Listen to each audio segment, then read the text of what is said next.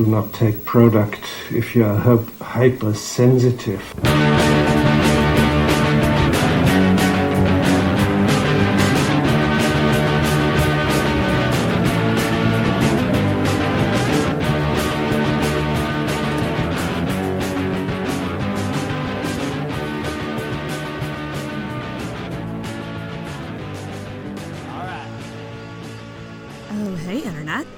Welcome back to the Intoxicated podcast. If you are just finding this podcast and are a new listener, this is a podcast where I have my friends on and we shoot the shit about life over some drinks. This week is a first in Intoxicated history. This is the first week that I'm having somebody on the podcast who I hardly know. For the most part, everyone who has done this show has known me for a while, and there's already a comfort level there. This week, I did something totally different. So a couple of weekends ago, I actually volunteered at HalCon. It was awesome. One of the things I got to do while I was there was check out a Podcasting 101 panel. I got in that lineup, was all alone. I was feeling kind of like a loser. And I say it in this episode, but I kind of felt like at HalCon, I was the not cool person. Because I wasn't half as nerdy as the people who were at HalCon. But this was my chance to take part in something that I could really take advantage of. The tips and tricks from the local greats on the podcasting scene. So it was awesome. But while I was in the lineup, I interjected in a conversation taking place in front of me, and I met Cole. I striked up a conversation with Cole, just kind of being like, hey, you like podcasts? I like podcasts. Let's talk about podcasts. And we bonded right away over our love for My Favorite Murder. Ended up adding each other on Facebook. And then the week came along when I needed a guest, and Cole was down to do it. Now, one thing I want to say is I went into the episode not knowing hardly anything about this person. Just knowing that they were a positive, fun energy, someone who was down to talk about anything. And that's all I needed, really. And let me tell you, this episode is a doozy. We talked about growing up in a small town. We talked about coming out. We talked about polyamory, sexuality, finding your identity, figuring out who you are, and how you love, really, at the end of it all. So super duper awesome episode. I'm so glad I met Cole. It's really nice to know that people are out there who are really open to get on mic and talk about stuff like this, because hey, this ain't some light stuff. This is kind of heavy stuff, and it's stuff that I'm fascinated about, because I don't want to have people on who are just like me. I want people from all walks of life, and this is what we got. So I really hope you guys enjoy this episode. It is, it's awesome. I can't even do a credit in this intro. You just need to listen, really, is the fact of the matter. And Cole is coming back on. So this was kind of like a really big overview.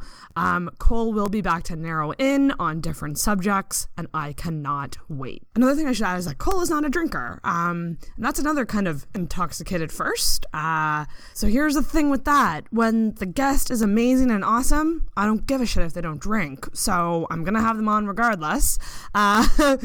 It was still an amazing conversation.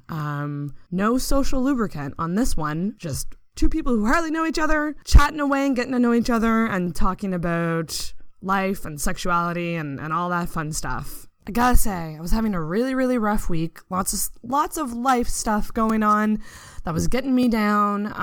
And obviously all of the terrible events that are happening also really got me down. So this conversation really kind of re-energized me, really made me realize why I do this podcast, which is connecting with people. And this time I connected with someone I hardly knew, and it's the start of what I think is going to be a wonderful friendship. As per usual, make sure you are subscribed on iTunes and Google Play, wherever you find podcasts, and also make sure you check out Intoxicated Reviews, our separate channel for TV and movies, hosted by Corey. There is a new episode up all about season 3 of Rick and Morty. This is a show that everyone loves, that I cannot seem to get into for the life of me. So yeah, I'm a weirdo. I know. I will be giving it another chance. So hopefully once I do, I will finally fit in with everybody on this planet who loves this show. And obviously make sure you're subscribed to Intoxicated Reviews. Follow us on Facebook and Instagram at Intoxicated Podcast and on Twitter at @in_toxicated. If you want to find all the episodes under one roof, you can go to our website. That's www.intoxicatedpodcast.com. Be sure to let me know what you thought of the episode. If there are subjects that you are particularly fascinated about, I would love to cover those subjects for you. So feel free to leave a comment, or you can send me an email at intoxicatedpodcast@gmail.com. Now, I'm going to shut the fuck up and get to this epic episode with Cole. Welcome back, everyone, to the Intoxicated Podcast. I don't know what that was. That was my game show voice. I didn't really understand. This is a first in Intoxicated history for two reasons. The guest is not drinking, but that's okay because I support non-drinking people. But also, I hardly know you. So we have Cole on the show. Hello. Welcome, Cole. How's it going? It is going great. With what am I drinking? Perrier water? Perrier with lemon and thin cans, which is I always have in my apartment. It tastes like dish soap. Does it really? Yes, I feel like it's like palm olive, like in a glass. Oh shit! But it's hopefully always... that glass like was rinsed. Oh no, it always tastes like dish soap, and I'm just like, I don't care. It's fancy. It Okay, makes you feel yeah, but better. So this is hilarious because this was kind of an impromptu podcast, but normally we start. Well, actually, let's start with what we're drinking. So you're drinking the Perrier. I am drinking a Caesar because I'm still an alcoholic, and that's never going to change. But you know what? Fuck it. No judgment. And that's the thing. I'm like, I don't give a shit if people want to be sober on my show because an awesome guest is like... Get out. Yeah. If you're an awesome guest, I could care less. So we can coexist. Do you not drink for a reason? Well, there's a couple reasons. One, I'm diabetic. Okay. Since That's I was a big like one. a kid, and I've never figured out how to drink. It's like I drank once or twice. I've got drunk like 3 times. I got drunk in a convent, and I got drunk in high school. Yeah. Once I was legal age, I'm like, there is no fun in drinking anymore. That's true. Fair I enough. am done. Yeah. That's the main reason? Probably. Yeah, that's the main reason. Like, I also just like to be like downer. My like totally lots of alcoholics in the family was like, I could not. Let me not drink. That's 100% understandable. I commend anyone who can do that. But regardless, we're going to cheers anyway. Cheers with our beverages. We're gonna do it anyway. But fuck yeah. I am drinking a canned, like from a can, a Caesar. It is what it is. Does that make it better or worse? It actually really isn't that bad. I don't got the celery salt on it, but it's still pretty good. But let's start with our friendship origin story, which was 1 week ago. Dream sequence. Normally, I was telling Cole before we started that like normally I have people on who have known me for like at least a year or like, you know, like a significant amount of time. You know them. And we don't really know each other that, like, I mean, we talked about before this, but we met at HellCon. Yeah. It was quite, like, in the line. I can't remember. I was, like, talking to my partner, and you just kind of was like, hi. I kind of just, we were in the line, so I was actually volunteering at HellCon, but I was off shift at the time, and I wanted to check out the podcasting panel. And what I noticed right away was like, this line is way shorter than all the other lines. Like, are we the nerds? Like, you know how like back in the day, like you said you were 31, right? You're 31. Yes. So back in the day, like the nerds were the uncool people. I feel like at HellCon, I was like the uncool person because I'm not that nerdy. I feel that all the time. Yeah. I am not a nerd in the right way. Me neither. But I love podcasts, obviously. I have one.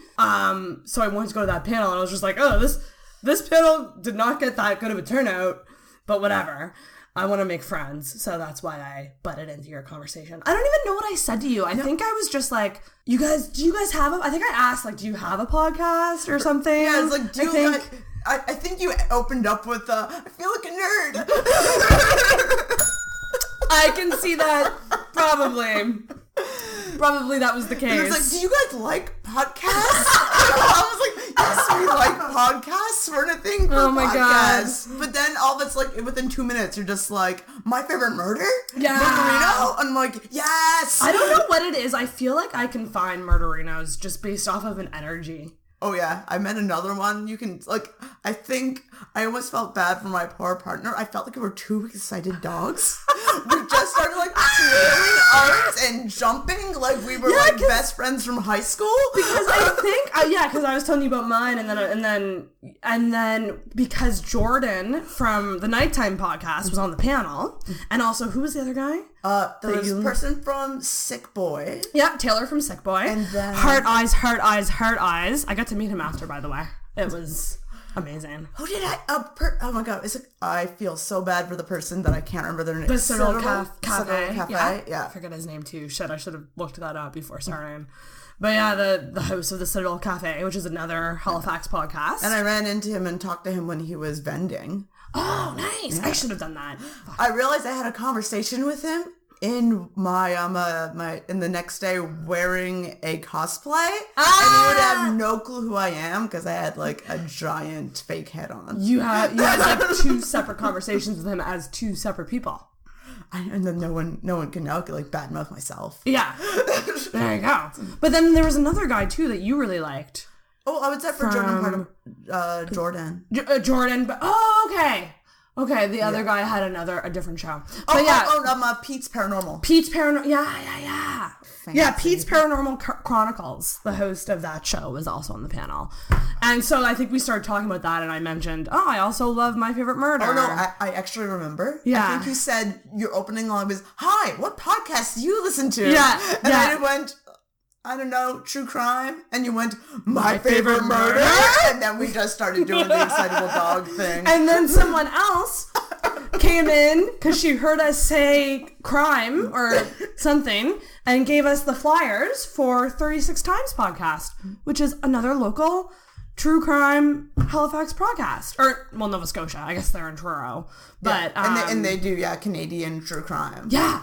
And then she came in, and yeah, it was just really cool. And she kind of like really walked in and said, did somebody say true crime? But that's what you gotta do. It didn't feel real. I was just like, am I in a dream? Right? This doesn't seem like a real thing. Yeah, so podcast plug, 36 Times podcast. Go subscribe to them.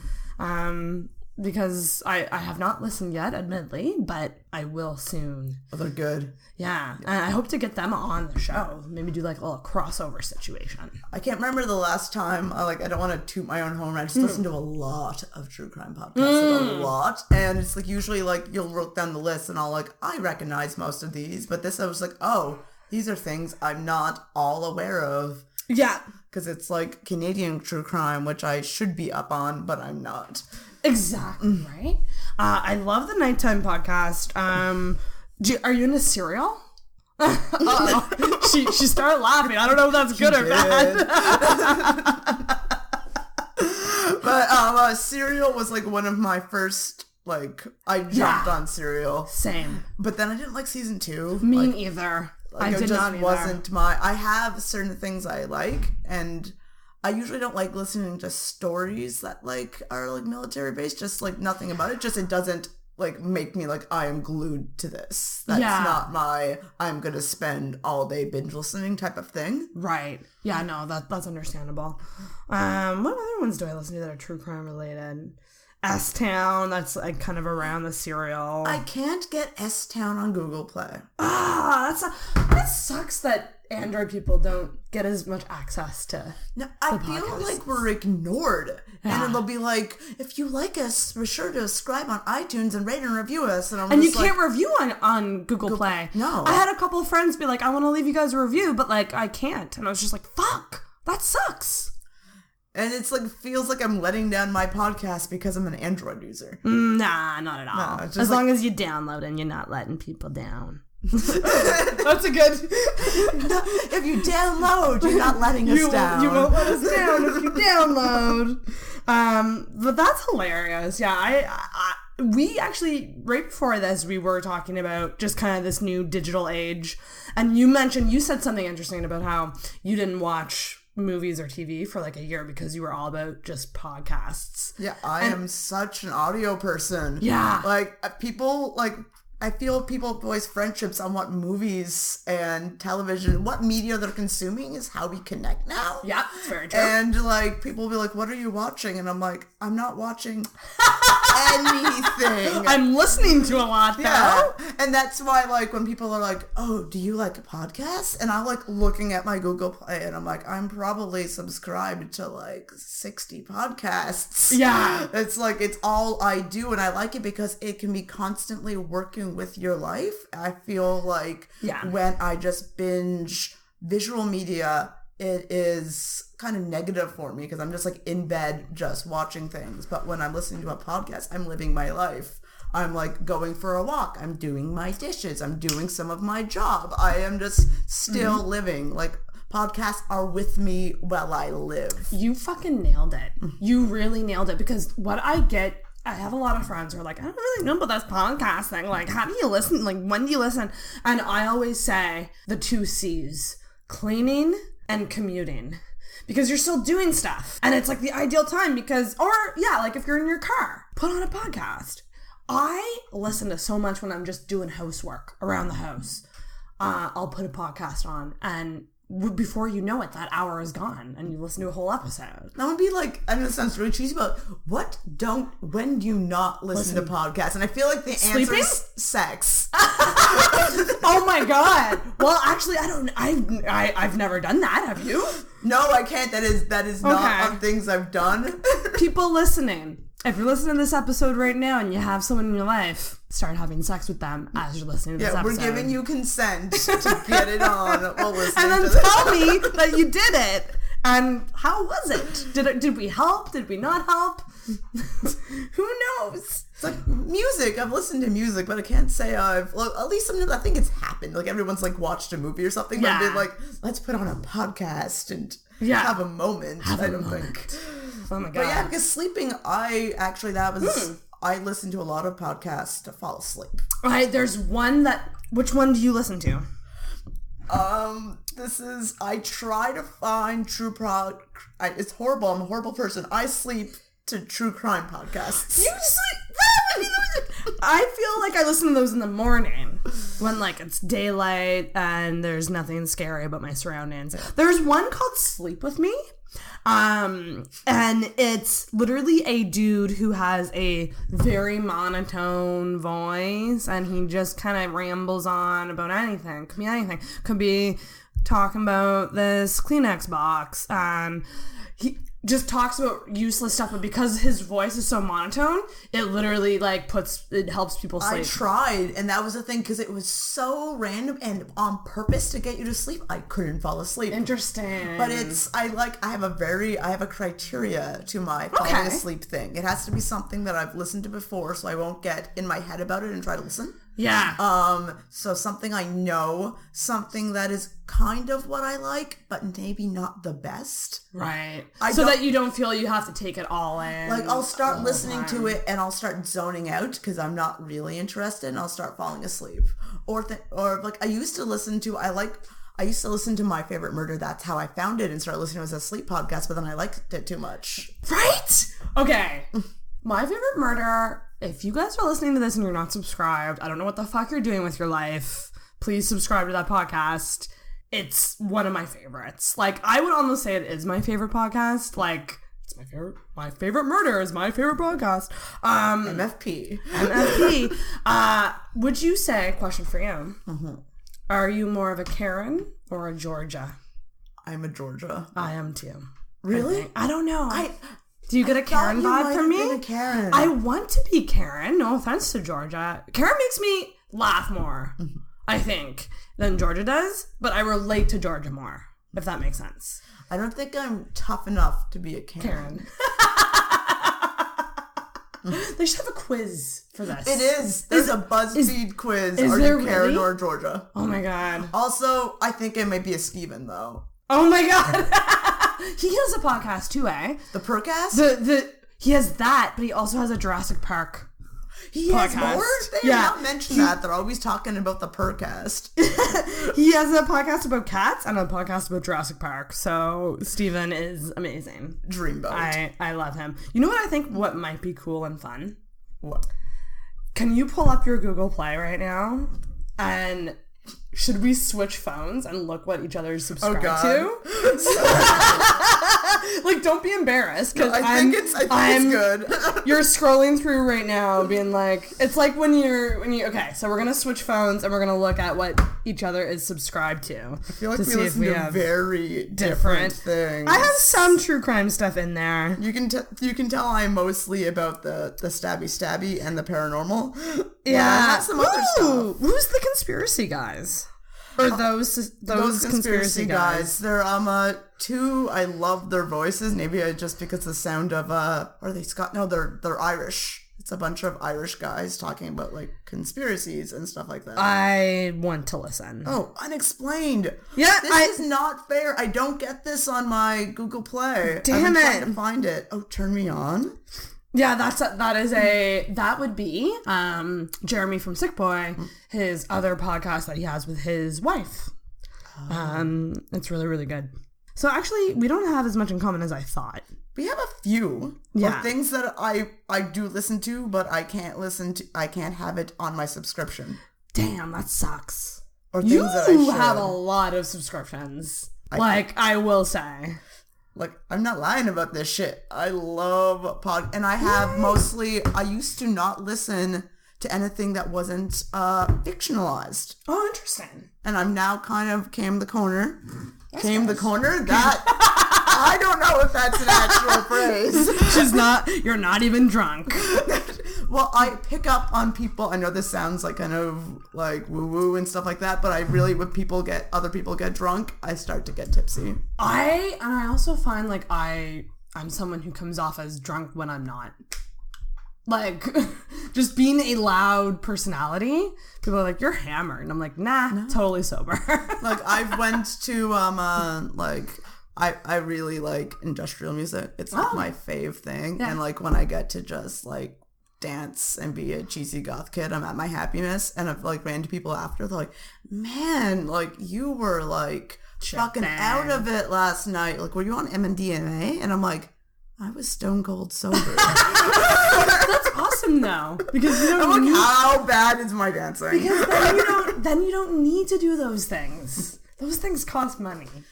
They do. And if I already feel like that, I'm like, why am I putting it more on? Sometimes it's hard not to be like cheesy, like I don't drink, but I'm like, I don't need that to have fun. I'm weird anyways. There you go. It's like Jenna Marbles. Jenna Marbles always said, what's going on in my head is weird enough. I don't need drugs to make it even weirder. That is true. I feel like if I make it through this podcast without snorting, like snorting my Perrier, I need a feel little free to though. It's really funny. So when you mentioned about wanting to do the show, like I messaged you and I was like, so, because I said Intoxicated is usually about one of two things. It's either you want to rant and get something off your chest, or if you're like super knowledgeable about something that maybe I'm not so much knowledgeable about. And you wrote, well, you said vegan, polyamorous, learning disability. And I was like, you're in. Welcome. Welcome to the show. So do you want to give a Sparks Notes version, I guess, of like who you are? What your dealio is? What my dealio? What your dealio is? Now I'm all like, it's on you now. It's on like, you now. Who I am as a person, or about what these three things are? Yeah, well, as a person, I guess. So you said you are 31? I am 31. I look like I'm like 15. I do too, so don't even worry about it. No, I feel like people say that, oh, I look young, but no, people actually think I look young. I was in the pool once, and a 12-year-old came up to me and went, hi, what grade are you in? Oh, no. And I'm like, no grade. I think I'm just like 28. I'm like, I'm 28. And they're like, God. What? I thought you were a little kid. And I was like, what is my life? Yee. Yeah, well, that's also a trans thing. Trans guys just tend to look sometimes like boys. I either get just like, hello, miss, or like, do you need parent accompaniment to this movie? I'm like, You're like, one day I'll have this right. I wish to be a man, not just a boy, a man. Well, then you just said it. So when did this happen? I think because you're also from. Okay, here's what I want to know. Okay, my first question to you is: you said you're from Cape Breton. Yes, I am. So was that difficult? I wasn't out, or I just didn't really understand myself yet at that time. I came out as a lesbian in Cape Breton, which was kind of interesting. I think I came out at that age where like the school system was trying so hard, but it was still really like a new thing, air quotes, where I got called to the office for them to tell me it was okay I was gay and said I could bring my girlfriend to prom. And my first thought was, now I have to find a date to prom.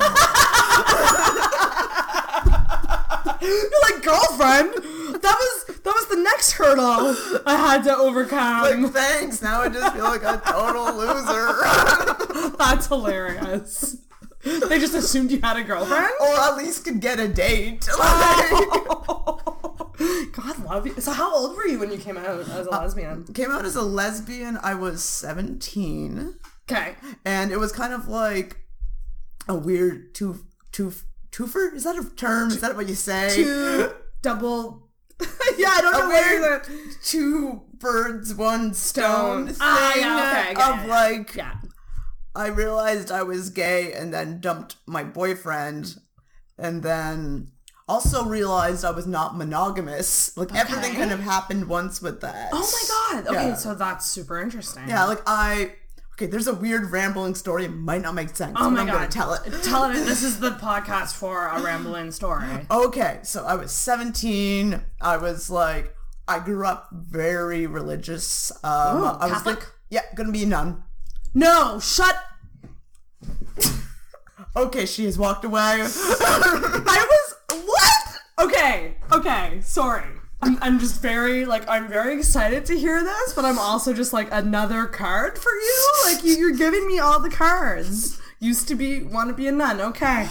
Why? I was told by the Catholic Church that it's okay to be gay as long as you don't think about it, do it, and become a nun or a priest. How can you be it without thinking about it, or... That Catholic guilt, though. Oh my god. Fuck. God damn. So I was trying really hard with that. I tried everything in the book to try to be a heterosexual. It didn't quite work. Did you, and you had relationships with guys? It's funny, now I date men. Right. But I went for this, I was probably, okay, I'll have to do this linear, because this is still, still a story. Yeah. Okay, yeah, high linear. school, we just have to, high school, have a Catholic boyfriend. I'm very Catholic. We didn't do, barely anything sexual besides just, awkward, you don't know where parts of the body are. You just touched my urethra. Or, your inner thigh. They're just going at your thigh, and you're like... It's this is not where this is. You're way too left right now. You need to go center. What are those, those things that people, on the road strips for planes? Yes! Landing strip? Yeah, when you have, the person that is, directing Oh, traffic. yes, you need one of those. This one. You need one. Wouldn't sex be better if we all just had one of those down there directing people where to go? Left, slow. Don't, yeah. So my life just consists of really awkward Catholic not sex. Yeah. And, I was just... I think I told him I was bisexual, and he was just yeah, and then it was said that I could maybe see girls but not guys. I'm this is not, you're obviously not comfortable with this. Yeah. And then, so after school one day, I was just talking to this random guy in the back steps of my high school, and like inside, like, what are those called? The corridors, like stairwell. And he was just like talking, and I was like, yeah, I'm pretty sure I'm a dyke. And he was like, oh really? Like, so like you just like sex with your boyfriend bad? And I was like, oh, we've never had sex. And it was like, really? And then somehow from I'm a dyke, and his answer was, well, just if it doesn't mean anything, then you can just give me a blowjob. And for some reason, 17-year-old me thought that was the most infallible, perfect logic. So you did it in the corridor? Yeah, first time I ever did anything sexual, corridor of a high school. Wow. That's really weird logic, though. I feel like it just plays into so much weird Catholic fucked upness. It's okay. You won't enjoy it. What the fuck? Are you still friends with this guy? Oh no, I have no clue. Like, it just okay. Sucked his dick a couple times in school and never saw him again. Question for you. When you did it, were you just like, this confirms everything for me? I think it should show a lot of things about my sexual preferences in the future, but because it was kind of like okay for me just to be like, ew, it was kind of the best sex I had at that time. Interesting. Yes, I'm just like, like, I don't have to particularly enjoy this. This is making this cool, because I was just having to pretend that I did the whole time. Wow. Like with my boyfriend, I was like, this is okay, because I was still in the closet to everyone else. Right. So it was like something that made it a little bit more doable. Okay. So I did that, and then right after I was like, I cheated. And I was like, I am never going to be monogamous. I am not good at this. Yeah, if you jump at a corridor blowjob, yeah, maybe don't. I'm not, like, 17-year-old me knew this, like, this was not the road for success for me. And I didn't want to, like, hurt him, like, my boyfriend. I never wanted to be dishonest. So I just, the next day, I didn't tell him why. I think I told him why, like, months later. But I was, like, just said, I'm like, I'm pretty gay. This is done. Like, I'm pretty gay. I think you go from bi to pretty gay. I had the case of the homos. I'm sorry. Wow. And then, so that would have been, like grade 12? Yeah, that was like grade 12. Which is funny because he wouldn't talk to me for like 6 months, and then we became friends again. But then he was in some sort of math class, and I put too much on. I told him not to tell anyone I was gay, because I wasn't out to anyone besides him. And he told his like best friend, because he was upset and everyone asked him why we broke up. And so he told him, and then one day during a fight in math class, he did some joke like across the what is that called, the desk, like across the room. Yeah. And basically like blah blah blah, like your girlfriend will have sex with you, something stupid. And your answer was like, well, at least I didn't turn my girlfriend gay. And small school Cape Breton, everybody knew who that was. Oh, shit. And I was, like, on a free period, and all of a sudden, like, he was just, like, running towards me, and I was just, like, he had this look in face. I went, what did you do? Wow. He's like, I may have just told the whole class you were gay.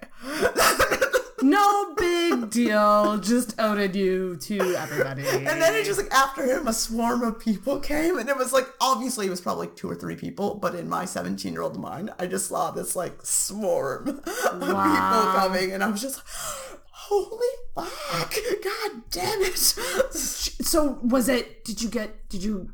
was that like? Like, did you have a bad experience? I was very lucky. That's good. Because you hear often a lot of people having bad experiences. In a small town, I think it was just enough for things to be progressive. Like I had a few shitty comments, life. Yeah. Like, but besides like those few small things, it was really good. Like, they were trying to be very progressive as a school, but it was like they did so awkwardly. Like, they took me to class and asked me, like, out of class, took me to the principal's office and told me it was okay for me to bring my girlfriend or a date. And all I thought was just like, I don't have a date. I'm this awkward queer kid. You're trying to figure everything out.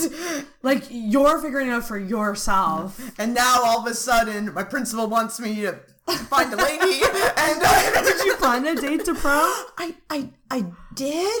And then, like, we, like, parked in my dad's driveway because I don't have a relationship with him, but he let me park in his driveway because, like, the party was, like, next to his house.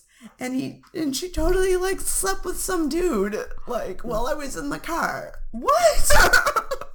Okay. Wow. Like, really? That's like right out of a movie. I know. I have my moments. That's insane. So you kind of figured out the sexuality thing. Part, and I thought that, okay, I'm a lesbian, that's right. But that never felt quite what it was. Mm-hmm. And it didn't really fit me. And I think I was in my early 20s when I was just like, oh. Like, I always kind of knew since I was little. Like, I always felt like I was this happy little boy. And then when school came and I had to be something that wasn't a boy, it was just like, what? What?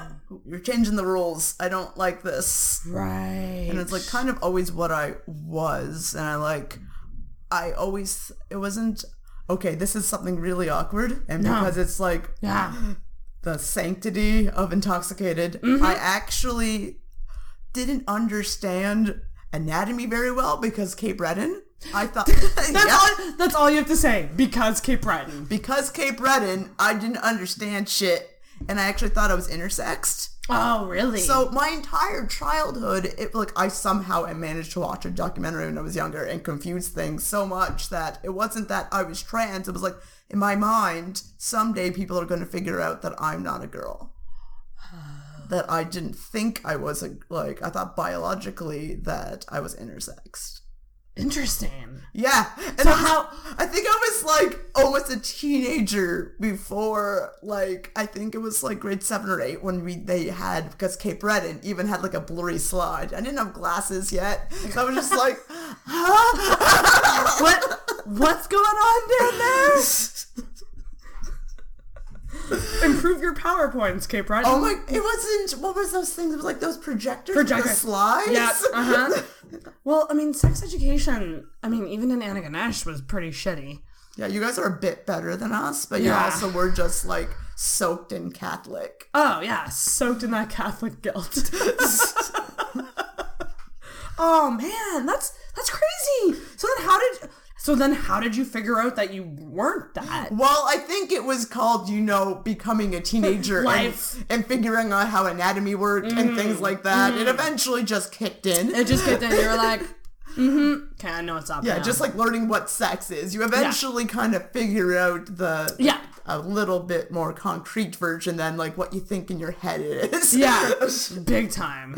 Oh my god. Yeah, so like once I figured that out, I was just almost more confused. I was like, okay, I guess I'm a girl now. And still didn't feel weird. And I was like 19, 20 where I started to figure it out. And then I was about 23 when I started being like, okay, this is what I am. And I also found like queer punk community and just surrounded myself with all these lovely like genderqueer and trans folks. And I was like, oh, I'm this is this. I get it. You found your people.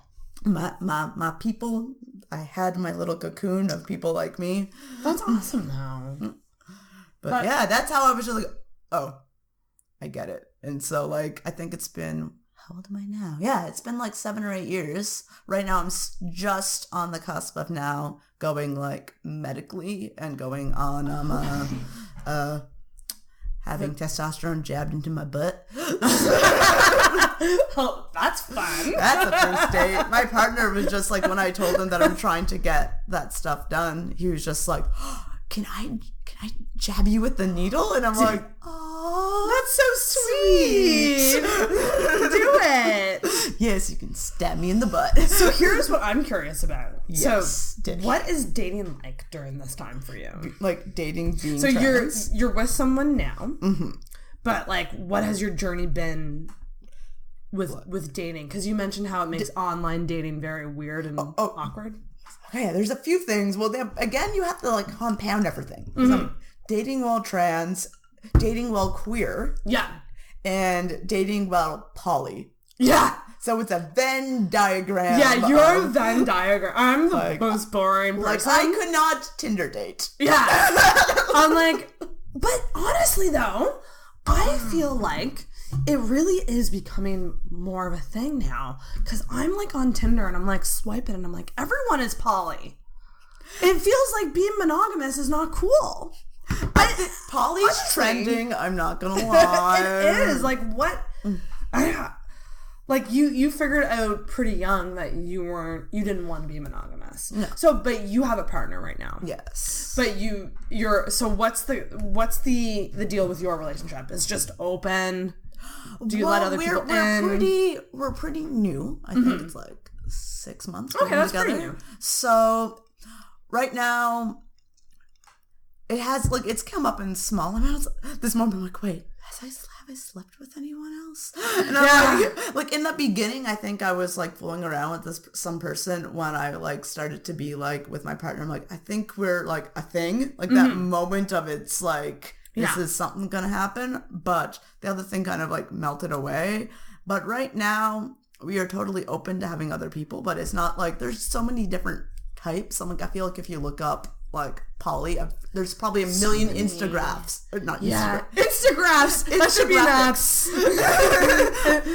Diagrams of making dumb straight people understand. That would be great. Like, I need an infographic for this. I need an infographic for that. That would actually be pretty good. Somebody get on that shit. Instagraphs. I love it. But yeah, there's many different forms.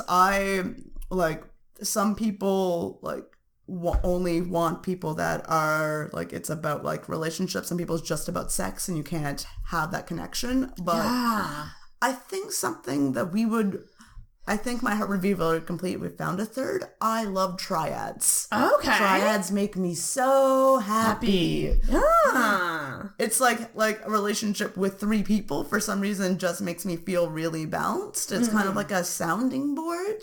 Right. Yeah, and it's just like without like for me like poly is we all have different needs. And also I know a lot of people see poly as just fulfilling different needs with different people. Yeah. Because if you have different sexual appetites, it doesn't mean that relationship has to end. But everyone always likes to talk to me like, oh, wouldn't you get jealous? And I'm just like, I'm pretty sure people in monogamous relationships get jealous. It doesn't make, like, I'm not saying that a poly relationship is never broken up because they're poly. But I feel like some relationships broke up because they're not poly and they didn't realize there's other options and way to handle things. Ooh, that's very true. So it's just like, some people like to like tote polyamory as like the answer to everything, and it's not, but it also is who I am and something that I'm not going to change. And it's like people think it's all about sex, and I've been in like a thing where I've had 3 relationships at once, and I think I was only sleeping with one person. Interesting. Like I feel like it opens me up to have more relationships that are maybe not sexual. Right. Just because you don't have to bank on that. You have to be compatible with everything. And if you're not compatible, you have to be celibate. That's so true, though. I mean, yeah, like, you're right. I do think that there is a stigma on that being like, it's just, you just want to fuck everyone. Nah. That's not like not sometimes what I want it to tell is. people how, like, you know, sometimes I have a lot of sex. Sometimes I feel like I have less sex than monogamous people. Right. Because I'll accidentally be in like 2 relationships that like great, I'm dating 2 asexual people at once. Yeah. God. Here's my main question about that, because I'm not having just trouble finding one person. How is that for time management? It's called Google Calendar. Know it. Love it. Is it difficult to allocate time equally to everyone? Well, the thing is, it's not always about equal, because there's some terms, like some people will say that, let's say you might have a primary partner, like, right. You know, let's say you have like a husband or a wife, that could be your primary. And then there's like somebody from Montreal that you care about a lot, but you might only see like every now and then. And they're like, you still care about them and you're in love and they're your partner, they're a long distance partner, but you're not going to be allocating the same time. Right. Like that's not how that works. Or it could be, you know, like some people might have like something like a relationship, like they might have a dom. Right. Or they see it once in a while, which is going to be different. And like and there's like second or tertiary partners. Like some people don't like that because it feels like you're saying you're number 1, you're number 2. Like again, everyone's different, but some people like those terminology and those like differences. But it's all about people's needs. Like, if you have somebody you fuck on Thursdays, then that's just the person you like to fuck on Thursdays. They're the Thursday fuck. Yeah, the Thursday fuck. Yeah. And there's like, I want to be someone's Thursday fuck. And then you're just like, oh yeah, like, dinner's in the fridge. I'm going to fuck Fred.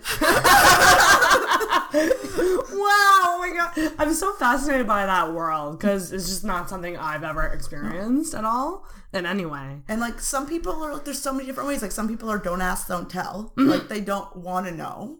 Right. But they're okay with it. And I am just like when I date someone, they're like usually like one of my best friends. And so I want to be just like, oh, how did that go? So are you like that? Are you like that with your partner now?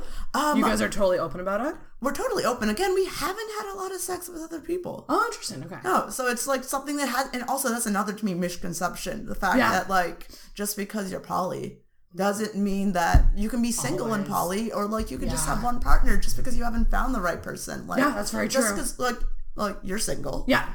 And I'm with my partner. Yeah. And I haven't, doesn't mean that I'm still trying to date and I'm still going through issues, and it isn't like you get automatically another partner. No, that's so true. You just happen to right now. I have one. Yeah, exactly. But you have the options for others if they come along. Yeah, and everything else is almost similar to maybe our dating experiences. Right. And I'm primarily attracted to femmes or women. Right. And so I find it harder to find a girlfriend or a female partner when I'm dating a masc or male identified partner. Because like then it almost seems like people, because I'm sure, have you had people like message you being like, hey, do you want to fuck me, my girlfriend? Yes, all the time. Yeah. Everyone is scared of those people, and I'm not trying, like, we are not those people, but it's one of those things that people don't approach you. When I had a girlfriend, oh my god, it was raining penises. Well, I mean, because that's guys' ultimate, right? Like, and it was one of those things that I was trans, but that was like, I just kind of looked like a butch lesbian. And it's like one of those things, I swear, we need a fucking umbrella. Like, we could just, like, you know, like, and at that time, we did have a lot of casual sex with other guys, because that's what we did. And it's like, every relationship is different. And my person I'm dating right now is, maybe new term, demisexual. Okay. Do you know what that is? Oh my god, I think I do. Because I think I talked about this on actually, no, I totally don't. Can you tell me what it is? You were so close. Please don't take this. Okay, wait, can I try to guess? Guess. Why not? Education. Yeah, this is ignorant cisgender. Wait, am I cisgender? Yeah, that cisgender is... Do you identify as a woman? Yes. Do you have a vulva? Yes. I got one of them. You do? Then you're cis. Yes. I'm cisgender straight woman. I'm the most boring. Like, I wish I was cooler. But, okay, demisexual. What does demi mean? Like, I don't even know where... Can you give me a hint? It's not about who you love. It's about how you love. Or how you fuck. Because I thought pansexual was like when you fall in love with the personality. Yeah. It's not like there's no gender attached. It's just you're just going about things, and if you happen to hit it off with someone, and then you're attracted to that person based on their personality. Yeah, is that kind of like demisexual? No. Do you want me to tell you? Yeah, just tell me what it is, because I'm kind of is. It's a step in that. Okay. I find demi and pan are very, like, if you're demi, you're often pan. But demi is when you cannot really have a sexual attraction without having like a strong emotional attachment. Like, you're not like, if you're like in a club, you're not gonna be like, oh yeah, that person's really hot or something like that. You don't have that like physical attraction just to like a hot piece of ass. Interesting. Like, so it's more of a I need to get to know you. Yeah, like, you know, like trust. You might fall in love with your best friend or something. Right. And then you're like, and a lot of people always like, I've heard some people feel like they were broken because it's like they maybe didn't have a lot of sex with people or weren't like, am I asexual? And like, not that asexual is broken, but I feel like a lot of people in the ace community have felt like that before, like knowing that it was okay. Right. But and then realizing like, oh, I am sexually attracted to people, but I just need more. Yeah, in a certain situation. Like, it has to be someone that you're connected to, and like Interesting. emotions come first and then sex comes after once you like, because like my partner will talk about me because a lot of people will be like, oh, you're not gay because you're dating a trans guy, because my partner is gay. Okay. And then we're just like, no, I love, he'll like tap my forehead. He's like, I love what's in there. Like that's sexy. Like you have a sexy brain. That's really sweet. Mm-hmm. Hey, demisexuals, you do you. Like, that's awesome. But it's funny how that's a weird thing. You in theory, wanting to get to know somebody before they have sex with someone shouldn't be something you have to come out about. Yeah, no. Well, I mean, and I think to a degree, I'm kind of like that too, where I need to like you. But that side, I don't think I need to get to know you on a crazy deep level. I just gotta like hanging around with you. Yeah. You know what I mean? Like hanging around. That's also pretty normal. That's pretty normal. Yeah. I have to think. I don't want to hate you if we have sex. Yeah. But there are people who can just really separate and just be like, you're just a hot, but you're a fucking jerk, and I don't care. And I'm not really like that. I think I've had moments like that. I think we all.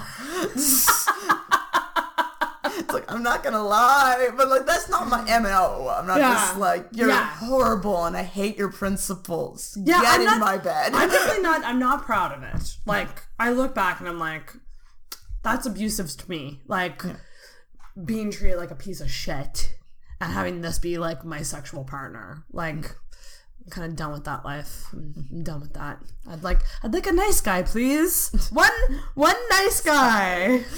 Can you just order? I feel like can I use the bell for something that's playing? Like at that, at McDonald's. Like, I order one nice gentleman, please. Order it. Oh my god! So this is crazy fascinating to me because you got a lot going on there. But how did you meet your partner? We were friends for probably 2 years first. And it just turned into more. It was funny because like a friend, like a fandom, like just geeky things. Yeah. And what was like my past partner kind of introduced me to that world, and that's how we just knew like each other. And it was kind of like when I had a relationship that ended in like last November, and so it was like one of those things where I was just like, I have some free time doing like, I'm keeping busy. Yeah. And I find it like, I'm going to ask a question from you. Yes. Are you single a lot? Me? Yes. I've been single for like 5 years. Okay. I realized in the last 10 years, I have been single about 11 months. Wow. I'm a serial dater. Yeah. And I'm not. I'm the opposite. I'm a serial alonist. I'm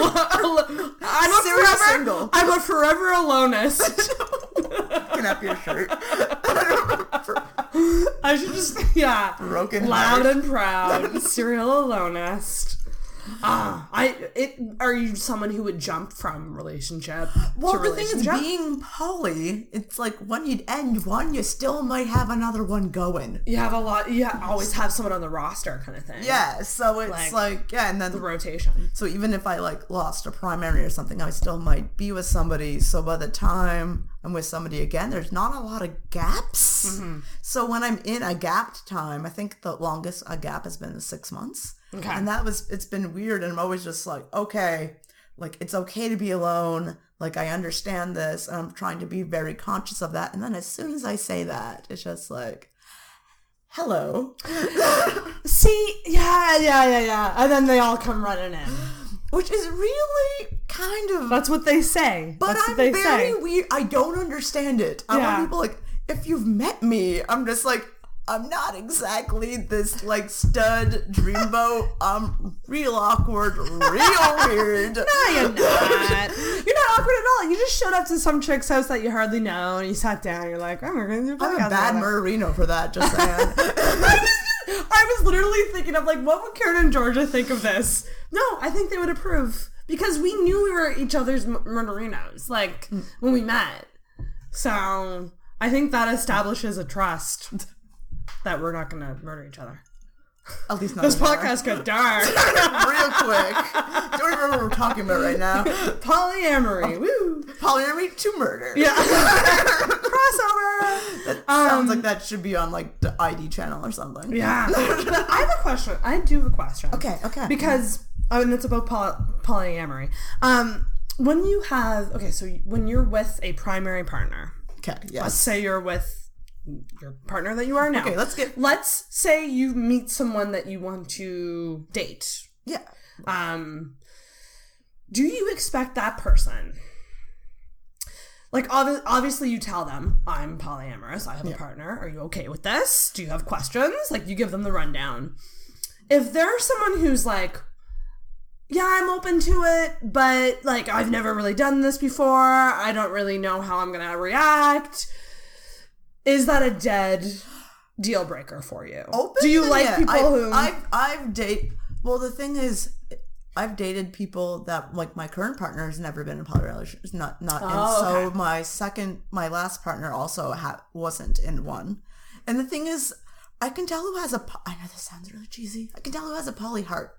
It's like, what if you're with somebody with a while? It's people's words aren't as loud as their actions. Yeah. So once you get to know somebody for a while, if I'm like actually interested in dating somebody, right, then it's kind of like, oh, like everything you've told me about your past and stuff, you actually kind of are poly.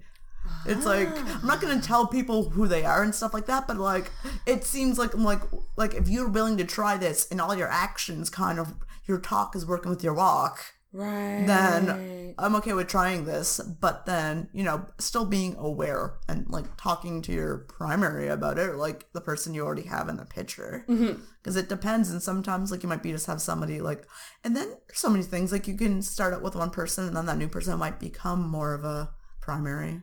Like, things change. Like any relationship, crazy. Like it can be, I feel like poly is just new, complicated, like just ways that happen naturally, but just in like there's just more possibilities of things getting weird because relationships grow. Like so many relationships I've been in, like that are like, I haven't been with anyone else, like they might even end up not being sexual or stuff like that. I think it has room if you're not putting all this pressure on this relationship being a certain thing. Then I find there's a lot more change that can go on. Like, we're kind of more like this, or I just want to have this sort of relationship. Yeah, and then there's people who probably jump into poly situations and they probably realize, oh God, this is not for me. Oh no, and then like abort. Do you think that that's super common? Like, like people who want to kind of jump on the try and be like, yeah, I'll try it. I want to be open because, like, I'm sex positive, but I know for a fact I probably could not do that. Well, actually, I don't know. So that's the thing. I don't know. But then there's so many combinations. Like, could you have a boyfriend and have a threesome? Yes. I've never done it, but I think I could do it. Yeah, and there's like different things. Like there's also things where it's like doing everything together, like exploring things. Like if we looked at like a poly chart, I feel like I'm not a swinger, but I feel like in like multiple love non-monogamy diagram, like swinging and stuff is on it. Interesting. I think I feel like people that know that are more academic about poly might be that, but like I've seen charts, I've seen infographics. It's on there, but like I want to find an infographic. But like non-monogamy is like, a big thing. It's like a huge thing. You can go from everything from like, people call it like the 100-mile diet, where like if you were in like if your partner had to go to Hawaii for 3 years and like been like, some people like, I understand that this is hard, and if you want to get some physical, and it's like, and some people are like, as long as you tell me, and some people are like, as long as you don't tell me. Yeah, and it's so much about just honoring whatever contract, in air quotes, contract, that relationship, what you agree upon. Yeah. Really is what it is. Because to me, like, ethical non-monogamy is different than polyamory. Like, I could be single and say I'm into ethical non-monogamy because I just want to sleep around. That doesn't mean I'm polyamorous, though. Like, in my mind, that's how I see it, because I'm like, because eventually I'm going to meet someone and want to be monogamous, and when that happens, bye-bye. Yeah. All the boys that I'm not fucking right now. That's, you're new to this podcast, but yeah, I haven't gotten laid in a long time. So there we go. That's why people start. That's on the table. Start all media. I feel like all art is because of some sort of like either you're not getting laid or like something. Yeah. A lot of this is like I'm getting a lot of love advice from like various couples, and I'm having a lot of single people on, and it's really cool. Like it's really giving me a lot of like perspective during this awful dry sprout that I'm going through. So if like two boys that were dating each other were like, hey, do you want to like two guys who are dating? Yeah. I don't know. I don't know. That's actually a really good question. I feel like if it was one guy, like two gay men? Or like two queer men, obviously they would like you. Yeah. Would I be down? I would be. I think I would be down for a devil's three-way. Is it the devil's three-way? That's what they call it. The devil's three-way. Two guys and a girl. Why isn't that a band? Is that a band name? It is now. Are we starting a band? Apparently, we need one other guy, obviously. Whenever I've thought about the threesome thing, I've always thought about it with a guy and a girl. But I feel like that's just because I feel like I'd be more comfortable.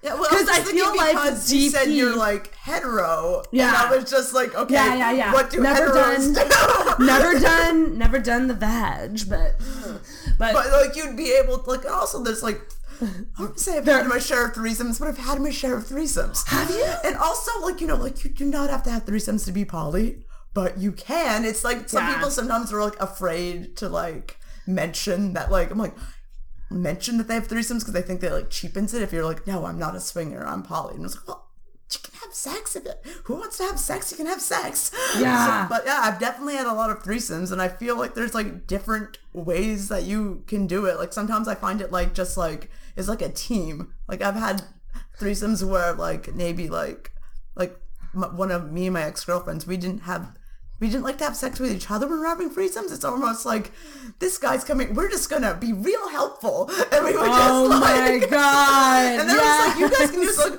yeah, we can, but we do this every night. You are a guest. It's like you are the dick of honor. It's a team effort to get this guy out. Yeah, I love team efforts. Like, it's almost like... Yeah. It's like fun. You're doing an art project together, and like you kind of like know each other very well, and it's just like, you want to do that thing that we did, like, yeah. Just like, that's amazing. I've never done the threesome thing. Like, there's so many options. It's not like if you were like scared of like DP or stuff. There's like, that's what I'm scared of. Also, why does P always have to go into the V? I feel like as someone who's queer, I'm just like, why does that? I said threesomes. I said nothing about that going in that. Oh, hey, you raise a good point. It could be mouth, it could be butt. Yeah, there's so many combinations. Ear. No. That's not ear. I've heard of lots of other random things in outer course and stuff. Ear is not one I've heard of. Outer course? Okay, hang on. Whoa, hold the presses. I just drop another bomb? Outer course? Is that like just like? Like, okay, what's intercourse? Yeah, like in your body. Yes, like orifices. Like insertion. Right? Yes. A hand job would technically be outer course. Okay. And like, would oral be outer course? No. I don't, in my, like, let me know if I'm wrong, but I think that's an orifice. So that's... Yeah, because intercourse, usually it's like, you know, like, can I say anal and vaginal? Can I just be like, this like, pull your grade, like, 11 sex ed t-shirt? This episode should just be sex ed 101, 202. That was, like, one of my dreams. I love doing, like, sex positive stuff. I've done workshops on how to make your own strap-on harness out of bike tube. Like, she loves sex. You are blown... My mind... You're gonna have to come back on. I think... You're gonna have to come back on. Like, because we're not even, like... The iceberg of what is Cole is, like... I'm only getting the tip. Oh, God. I really didn't want to say it, but I said it. Holy shit. So, yeah, you want it to be, like, a sex educator? You should totally just do that. Well, I am not the educated person. I'm very, like, school of hard knocks of everything I know. Just put that on the resume. But I love doing that kind of as just like I love doing things about sexuality. Like I've done a workshop on DIY and Dollarama sex toys. Oh my, like, stuff like that. Like next episode. Like I'll do stuff that's kind of fun, but it's still like, you know, safe consent. And, yeah. Put little bits of like boring, like important stuff with the guess with what the you can fun do with stuff. This. Yeah. Yeah, totally. Oh my god, that's awesome. Holy shit. So yeah, we are only touching the surface of this, but. Oh my god, where's my mind going now? Okay, we were talking about poly, right? We were talking about poly. But you mentioned in the Facebook chat that you mentioned BDSM. Yes. So are you active in that community as well? Hell yeah. So are you a dom or a sub? Or both? Oh, I want you to guess. Oh god. I can't believe you're doing this to me. Dom? I am like the subbiest sub. Oh my god! Really? But I do switch a lot with my partners. Oh, okay. Like because you have to give back the favors sometimes. You don't have to, but it just makes things easier. Yeah, 100%. It's like just in sex in general. Just like no, you can be this like, oh, I love oral sex. I don't feel like giving. You still have to give it sometimes. You can't be like, oh, I want all the attention. Still like, being a good partner. Yeah, it's very, very important. Interesting. But I've actually learned to I always thought I would never be dominant whatsoever, but I feel like I'm almost demi-kink. Once I'm connected to somebody, like I can that part you of me can will switch come around. Out. Yeah, I'm like a demi-dom. Yeah, because if your partner is into being a sub, like what would sex with two subs be like? It would be very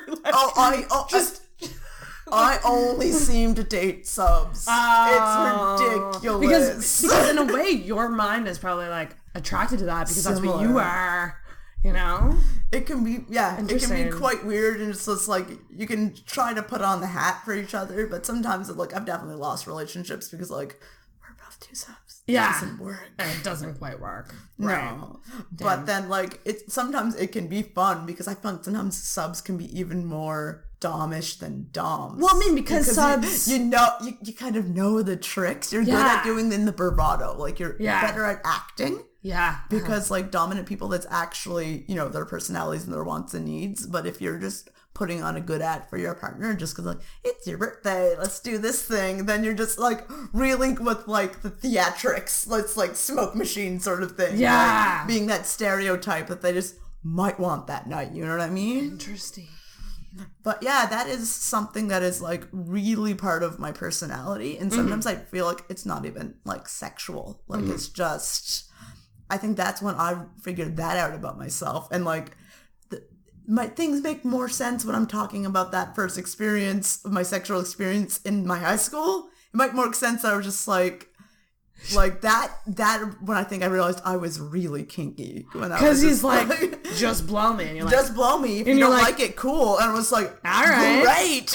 I'll do it. Wow. Crazy.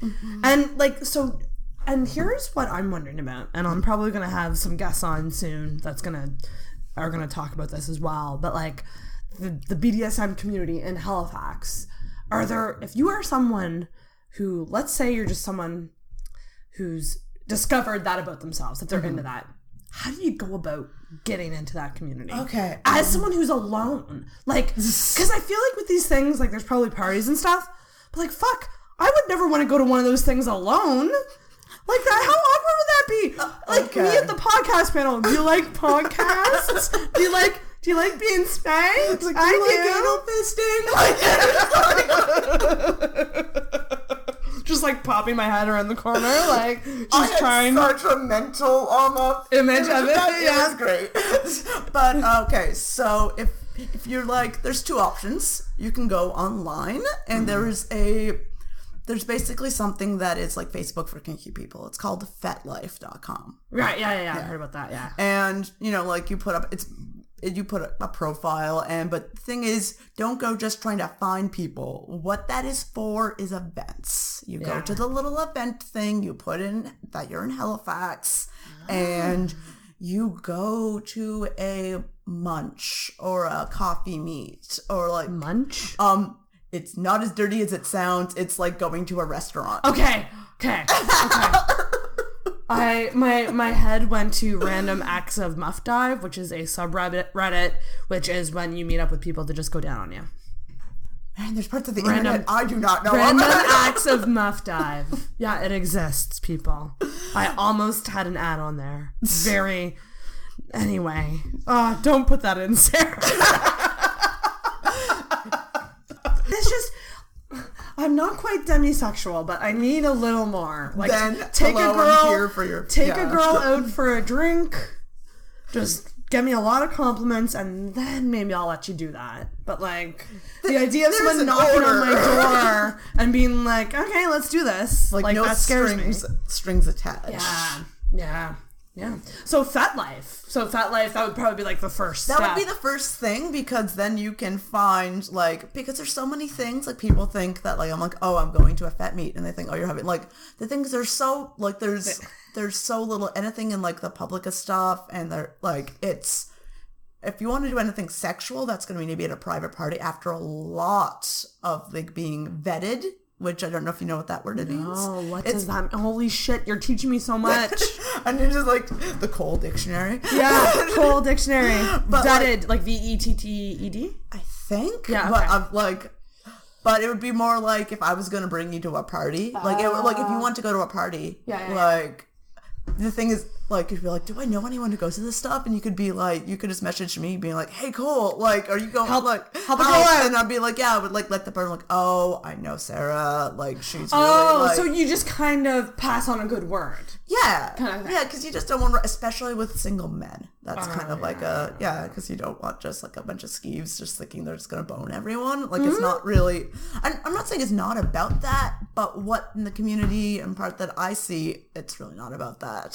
Interesting. You know, like, you do that at home. Yeah. Or, like, a kind of, like, a very private, like party. Or there are orgies and stuff that exist. Yeah. That I'm not, like, you know, like, I went to one, had a good time. Where does one find orgies in Halifax? We're asking the important question. That's not ever my deal. So, like, asking about orgy is just, like, I know a guy. Like, if you were, like, if you were just, like, I really want to go to orgy, give me an hour, I could find you a link. I wonder if like online, like Kijiji. I would not trust that. I would not trust that either. And of course, on FetLife, there's personals. Oh, okay. That would But, like, you know, it's all about being safe and all that sort of stuff. But for me, I would just, like, if anyone's listening, the answer is go into your city, look at FetLife, find munches, and it's, like, super safe. You can just... I know people who just went to the munches for, like, a year. Interesting. And it's like, yeah, it's finding people that you might connect with, or you can at least just be honest. Like-minded people. Yeah. Like, you know, you make a joke, just like how we, like, make jokes about sex, and, like, you might see something that, like, is you're not going to get unless you're really kinky. You just, like, giggle at something on the menu. And it's just, you know, being just around your people and having a good time. And then like, there's also a place called Society of Bastet. Look them up online. There is a fetish club. Oh, okay. You will also find them if this is locally. But so many places have their fetish clubs. And once you get online, once you get on FetLife, you're going to find it's not going to take you long. You go to a couple munches, you're going to find out where your fetish clubs are, where the parties are. Yeah. And, you know, just like, take it slow. Like, don't overwhelm yourself. Yeah. Kind of thing. Like, crazy. And I think people are so shocked about how boring it can be. Yeah, people probably think it's all just like people in latex, like whipping each other. Yeah, and there's some people I've seen at parties that I've never seen them do anything sexual or like kinky. They're just hanging out. Yeah, like there are people that was like I just always see them with like an orange juice. Is that the sex party drink of choice? Well, at Bastet, it's a dry event. Oh, okay. Because, you know, you're doing things that, like, you're doing, if you're doing flogging or something like that, you don't want to be drunk and you don't want to have any intoxicants, and either person is all about consent. No. So, no intoxicants, unless it's my podcast. Well, the new sponsor? I would love to get like a sex toy place or like some sort of that would be sponsor, because I don't think they would care. Jesus, what else can I even ask you? I don't even know. I feel like we just hit the BDSM thing. Like, I know. I don't even know if you would you want to even cut that for a different episode? Oh no, this will all be one episode, but you're coming back on. Okay, we can even get that a bit. I feel like that's a whole episode on itself. But to me, poly and kink is, I think, when I go to poly functions, sometimes I feel like there are 80% people I know from the kink scene. So you bring up a great point here, and this is what I want to bring up. It's been brought to my attention that a lot of people seem to think, like, if you're poly, then you're in the kink world. And that's not always the case.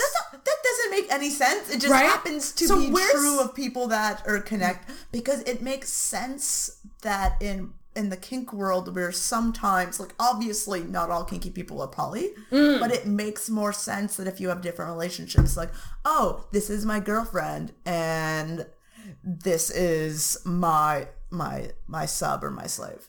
Right. The thing is, you might have 3 or 4 different relationships, especially if you're a switch. Then you might have a dom, you might have a sub, and then you might have your wife who is kinky but might not have any of those interests or stuff like that. So true. Do you think it's because the kink people are just way more out there that this misconception is happening? Maybe possibly in the media, and I think it's also maybe just I don't even know in the media. I didn't even know that was a thing. Just in my local scene, it's very true. Yeah. And I thought it might just because of who's organizing the events and stuff like that. It might be just something very, practical. Interesting. Yeah. But if you know that it's a general overarching theme, then it might just be a place where people feel accepted. Yeah. Because you're already weird or you're already not out about that. Yeah. Interesting. Oh my God. It's this whole world that I have no idea about, but but you're super cool with it. I'm so cool with it and so curious about it. Yeah. And I have so much respect for people who just own it. Because don't have a choice. That takes confidence. That takes some confidence. I feel like I can't mask who I am. I'm not good. I wasn't, but no, I think I can't. It's not a choice. I'm just pretty weird and out there. And it's funny when people don't realize I'm something. Someone's you're kinky. And I'm like, really? Yeah, you weren't aware? And I just realized now that I'm getting older, because I used to be kind of balls to the wall with everything. I used to go by a different name and just a punk name that was just a noun. Yeah. Yeah.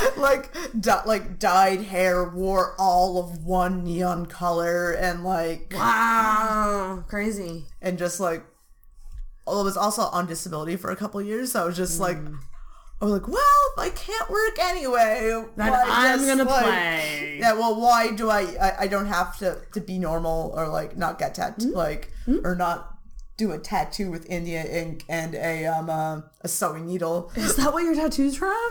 Yeah. Damn, shit.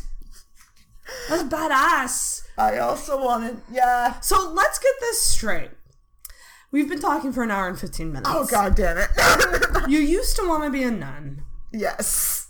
Recap. And then you're I'm a lesbian. Yeah.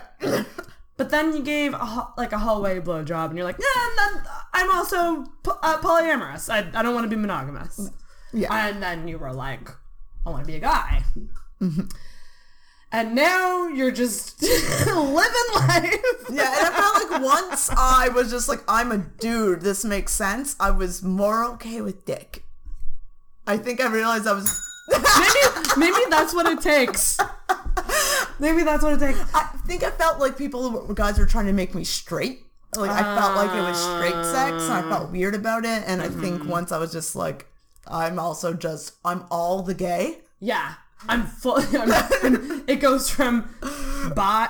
Were you ever bi? Did you say bi at one point? I am just dealing with the fact that I am pan. Right. Like, even though a couple years ago, I'm just like, no, I don't like dudes. I'm just dating one. Right. Okay. So pan is your. I think you're at. This is the first time, like, I'm outing myself saying these words for the first time ever. I was like, I guess I date boys, I date girls. I guess that makes me pan. I'm okay with that. Oh my god, that gets a ding. That gets a ding. Right, this right is in an the Intoxicated exclusive right here. Yeah. You got a lot of life going on there. Man, and I left some chapters out. I feel like this is just this episode is the whatchamacallit. Not the epilogue. Is that the epilogue? Like before the start of a book? For the meat? Yeah. Yeah, it's the epilogue of you. And you're also like stroking my ego so much. I'm like, I'm not really that interested. No, like, I've you like don't three subjects that are kind of like three subjects. What the fuck? I got so many subjects. Like, do you know how boring my life is? I'm just. You know how boring my life is now, though. I feel like when you say listings, you think that I do more than just like listen to podcasts in my jammies, like when I'm home. But you have past experiences that you can draw on, and you're on a journey, in a way, right? I think I'm dealing with being less interesting. Yeah. It's a little bit like once 30 hit, it was stereotypically like life-changing, like I feel like, and my episode 30 is coming up soon, and I'm going to have two of my girlfriends on, and we're just going to talk about being 30. It's weird because when you're in your late 20s, they're like, just wait for 30. You're going to be so empowered, and you're going to have a new lust for life. And I'm just like, it's September, my birthday's in March, and I'm going to be 31, and I'm still waiting on that empowerment. Where is it? Like, because I've actually, since starting the podcast and like kind of taking on more work, you know, in addition to a day job, I'm like losing track of taking care of myself. Because I'm really focused on like, okay, I have a job, I have the show to maintain, so I want to hear everyone's stories. It's all about the guests. And it's like, I'm not making my own stories. You've kind of lost. Oh shit! Things got deep. Yeah, you gotta like. It's all about self-care, and that's where I'm at now. Where I'm like, I'm trying to make it more of a priority to like take a couple nights a week where it's like I just need to live, like whether that be like dating or anything, because I want stories too. Like that just got me like I need to make my own stories. Like I was like, right, that is deep because you listen to a lot, and you know too. Like when you listen to podcasts, in a way, it's like. It's like you're friends with these people in a way because you're listening to them every week. And I think that's why podcasts, like there's certain podcasts that have that big following. That's why I think Georgia and Karen from My Murder are like so like because it feels like they're your friends. Yeah. And like you can almost forget when you're listening to them that you're not just like listening to like almost like a conversation. Strangers. Like with like you have mute in a group chat. Yeah. Like, no, exactly. And I feel like I listen to music less. I'm such a music person, but lately it's been like podcast. It's like all about the podcast, and it's like, yeah, it's a great world. And I hope that someone's listening to this now and think this is really meta, and thinking that we're their friends. We're your friends. Yeah. I'm so glad that you brought me here. Oh my god! You're home. You're welcome home, and you're coming back on. Okay. Like, you essentially don't have a choice because we didn't really talk in detail about the trans thing. I would love to do an episode about that. There's so much to talk about. Okay, this is part one. This is part one. Part one of Cole. Of many parts. Many orifices and many parts. I'm so scared I didn't scare you off. Like, my worst nightmare was, like, you would come in here and be like, I'm leaving. This girl's a bitch. Yeah, I feel like, before we're just like, okay, so are you raunchy? Are you getting offended by stuff? And Before we start this, I was just like, okay, so here's how I am. This is how you are. I think we're gonna be. I was like, I just like I love raunchiness as, like, long as it's not, like, from who it is. Like, how do I explain this? It has to be from the right perspective, yeah. Like, what is it talking about gallows humor? It can only be funny when you're on the gallows. Oh, yeah. Like, you can't be, like, somebody else making fun of other people. Like, if it's your own, like, life experience, then it's okay. Yeah, I totally agree. Yeah, you shouldn't speak to things you don't know anything about either. And I think we're standing on our gallowses. I'm standing on the, I don't know a lot, please tell me what these words mean. But honestly, thanks so much for coming on. Hey, thank you so much for having me. And is there any last words or anything you want to end the show with? Like some people will like say their Instagrams or whatever, but I don't have anything I need to be plugged right now. I'm sorry. Yeah. Sorry. This is my life. Me, on the other hand, I could use some plugs. I think we're done.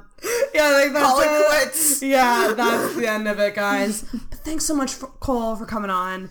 Thanks for coming to a random person's house that you hardly know and sitting down and like talking about some personal shit, man.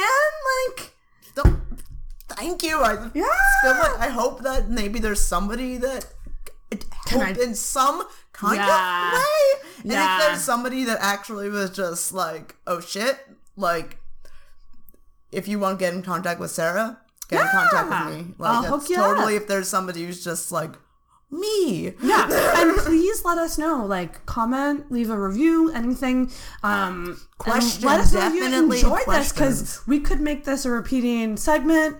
Who knows? Like, who knows what will happen? Or if there's a certain part, because there's just like, here's like 18 different parts of we me. kinda If touched you're just on like, a lot. this part, talk about this thing, then maybe we know what to do.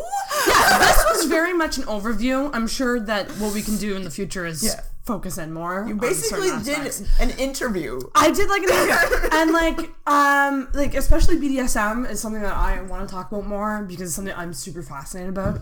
And for sure you'll be back for that 100%. So Okay. thanks so much for coming on, and let's end it with a cheers. Cheers. And ring that bell. Bye. Bye. Oh wait, Karen and Georgia, ready? Bye.